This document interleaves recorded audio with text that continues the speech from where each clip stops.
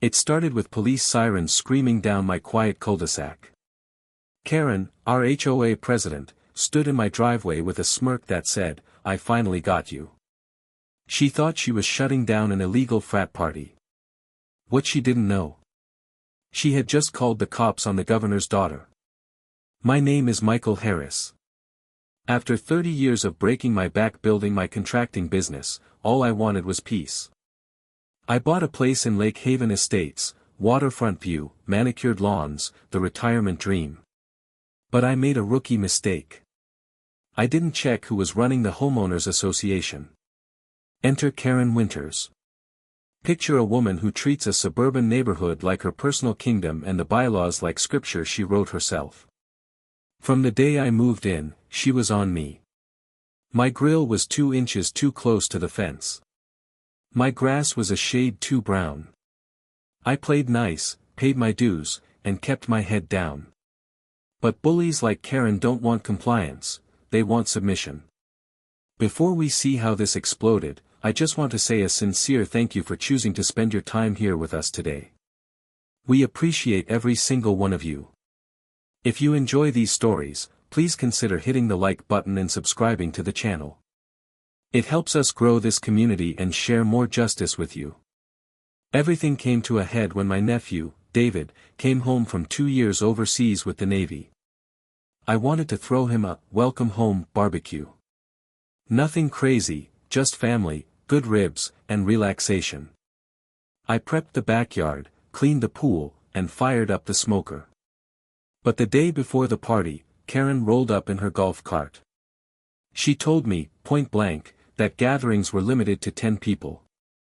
I politely told her that county law overruled her imaginary HOA rule. She didn't like that.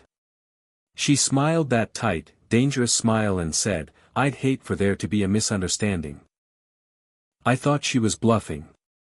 But as the first guests arrived and the music started playing, I saw her at the property line, phone in hand, filming us like we were a crime scene. She wasn't just watching, she was waiting for the perfect moment to strike. And she had no idea she was about to walk into a buzzsaw. By 2 p.m., the party was perfect. Kids were splashing, the brisket was tender, and David was laughing with his Navy buddies. But Karen was prowling. Every 30 minutes, her golf cart would creep by.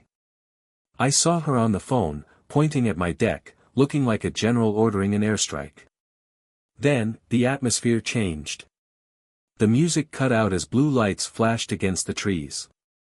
2 police cruisers rolled up my driveway. The party went silent. Guests looked nervous. And there was Karen, marching up behind the officers, practically vibrating with excitement. She waved them toward me like she was directing traffic. "Officer," she shouted, loud enough for the whole street to hear. "This is the unauthorized gathering I reported. Alcohol, minors, noise violations. Shut it down." The lead officer looked exhausted.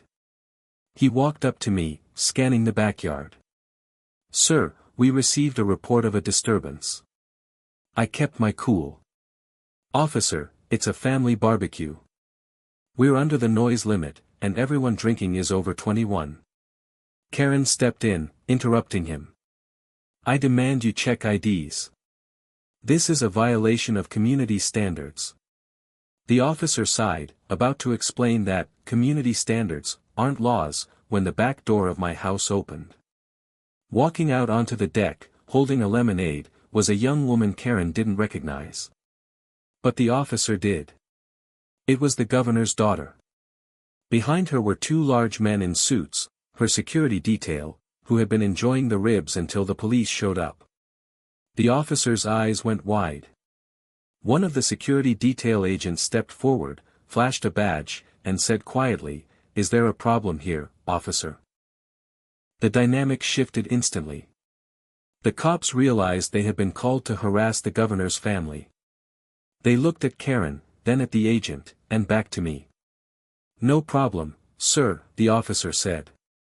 He turned to Karen. "Ma'am, false use of 911 is a crime. There is no violation here. Leave these people alone." Karen turned pale. She stammered, retreated to her golf cart, and sped off. We all laughed and went back to the party. I thought that was the end of it.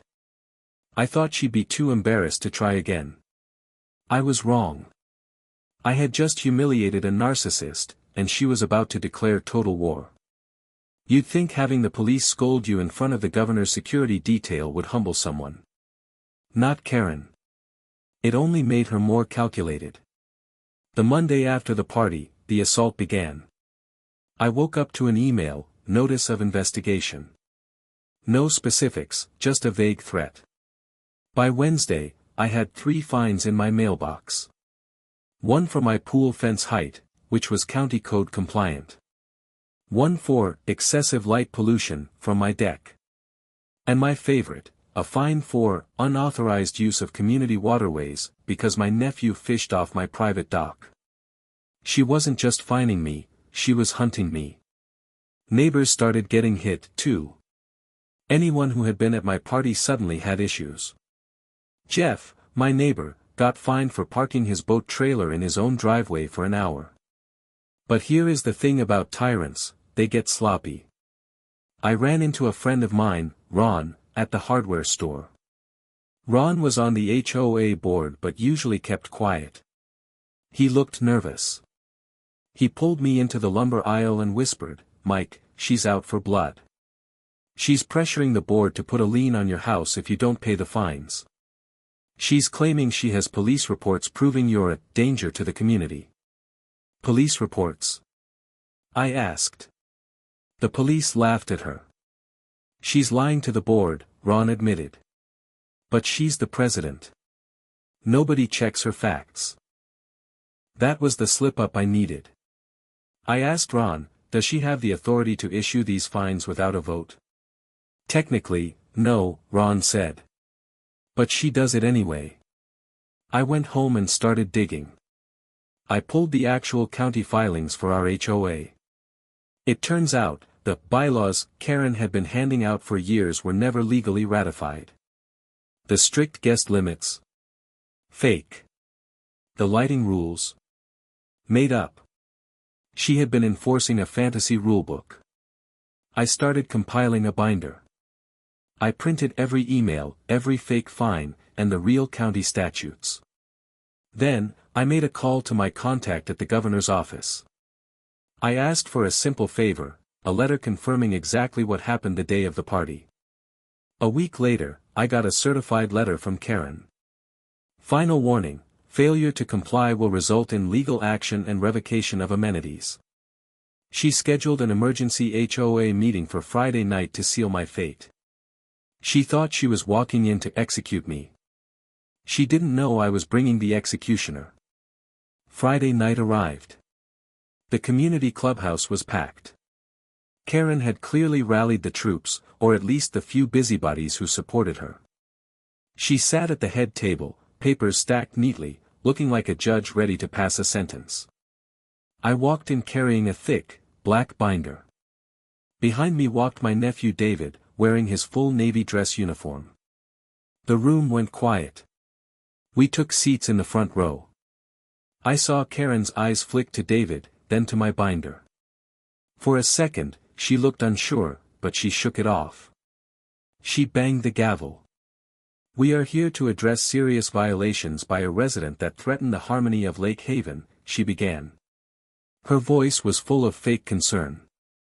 "Mr. Harris has repeatedly ignored rules, held dangerous gatherings, and brought criminal elements into our neighborhood." The crowd murmured. She was good, I'll give her that.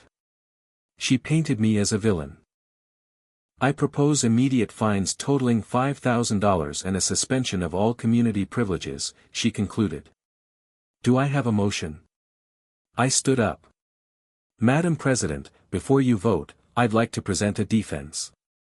She sighed, rolling her eyes. "Make it quick, Mr. Harris. The facts are clear." "Are they?"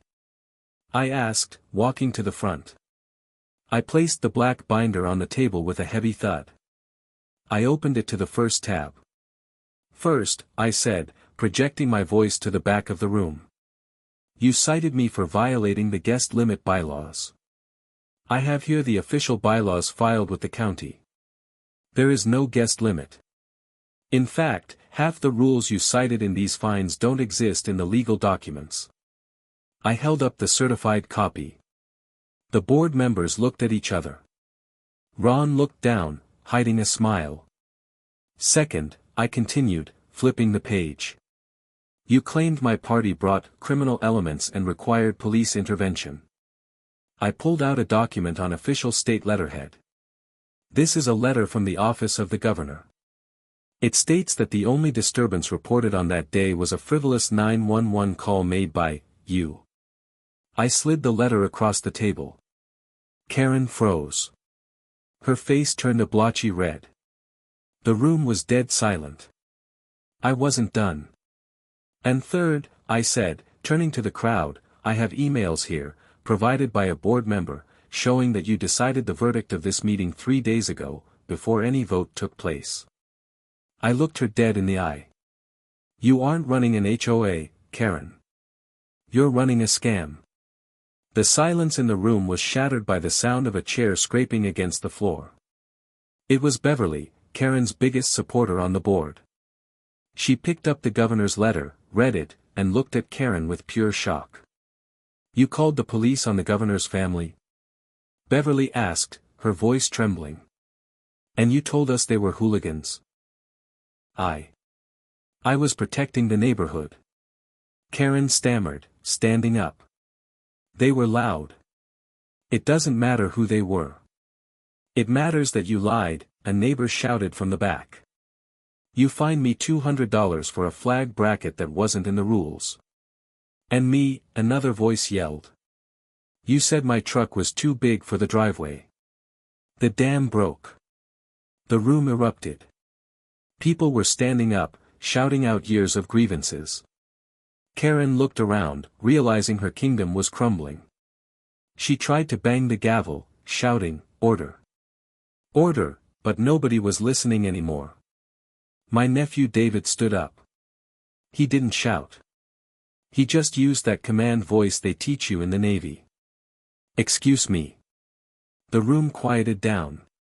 David looked at the board. My uncle moved here for peace.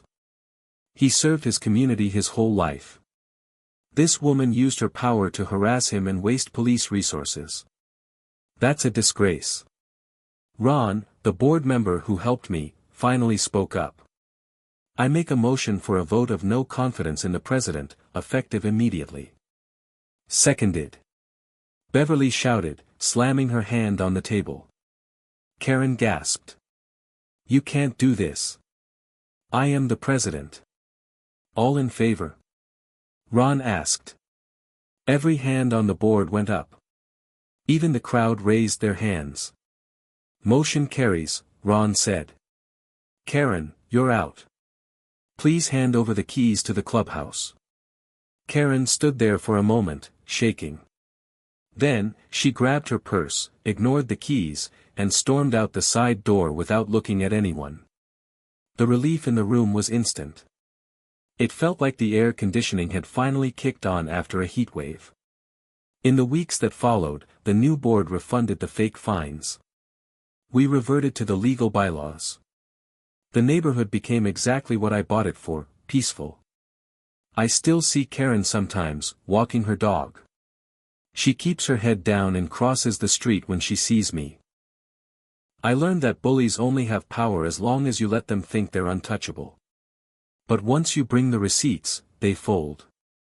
Justice feels good, doesn't it? If you're glad Karen finally got what she deserved, let me know in the comments. Have you ever had a neighbor from hell?